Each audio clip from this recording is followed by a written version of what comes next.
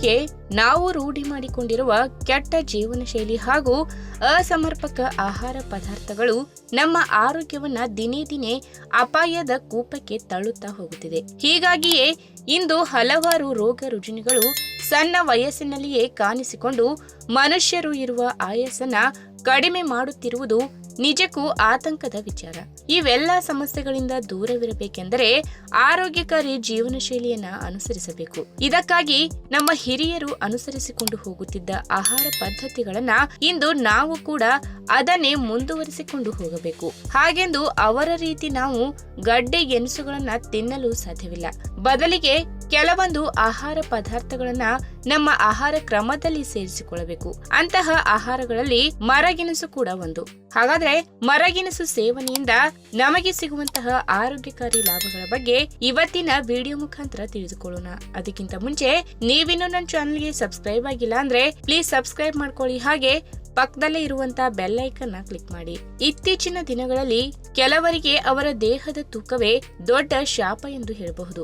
ಇದಕ್ಕೆಲ್ಲ ಮುಖ್ಯ ಕಾರಣ ಅನಾರೋಗ್ಯಕಾರಿ ಆಹಾರ ಸೇವನೆ, ದೈನಂದಿನ ವ್ಯಾಯಾಮ ಇಲ್ಲದೆ ಇರುವುದು, ಕೆಲವೊಂದು ಕೆಟ್ಟ ದುರಾಭ್ಯಾಸಗಳು ನಮ್ಮ ದೇಹದ ತೂಕ ಇನ್ನಿಲ್ಲದಷ್ಟು ಹೆಚ್ಚು ಮಾಡಿಬಿಡುತ್ತದೆ. ಹಾಗಾದ್ರೆ ದೇಹದ ತೂಕ ಇಳಿಸಬೇಕೆಂದರೆ ಏನು ಮಾಡಬೇಕು ಎಂದು ಕೇಳುವವರಿಗೆ ಇಲ್ಲಿದೆ ನೋಡಿ ಸಿಂಪಲ್ ಟಿಪ್ಸ್. ಅದೇ ಬೇಯಿಸಿದ ಮರಗೆಣಸು ಸೇವಿಸುವುದು, ಇಲ್ಲಾಂದ್ರೆ ಅದರಿಂದ ಮಾಡಿದ ಖಾದ್ಯಗಳನ್ನ ಮಿತವಾಗಿ ಸೇವನೆ ಮಾಡುವುದು. ಮರಗೆಣಸಿನಲ್ಲಿ ಯಥೇಚ್ಛವಾಗಿ ನಾರಿನಾಂಶ ಕಂಡುಬರುವುದರ ಜೊತೆಗೆ ಕಡಿಮೆ ಪ್ರಮಾಣದಲ್ಲಿ ಕ್ಯಾಲೋರಿ ಅಂಶಗಳನ್ನು ಒಳಗೊಂಡಿರುವುದರಿಂದ ದೇಹದಲ್ಲಿ ಕೆಟ್ಟ ಕೊಬ್ಬಿನಾಂಶ ಹಾಗೂ ಕೆಟ್ಟ ಕೊಲೆಸ್ಟ್ರಾಲ್ ಅಂಶ ಹೆಚ್ಚಾಗದಂತೆ ನೋಡಿಕೊಳ್ಳುತ್ತದೆ.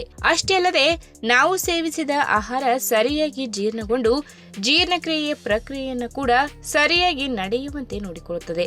ಇದರಿಂದ ಕ್ರಮೇಣವಾಗಿ ದೇಹದ ತೂಕ ಕೂಡ ನಿಯಂತ್ರಣಕ್ಕೆ ಬರುತ್ತದೆ. ಇನ್ನು ಮೈಗ್ರೇನ್ ತಲೆನೋವನ್ನು ಅನುಭವಿಸಿದವರಿಗೆ ಗೊತ್ತು ಇದರ ನೋವು ಏನೆಂಬುದು.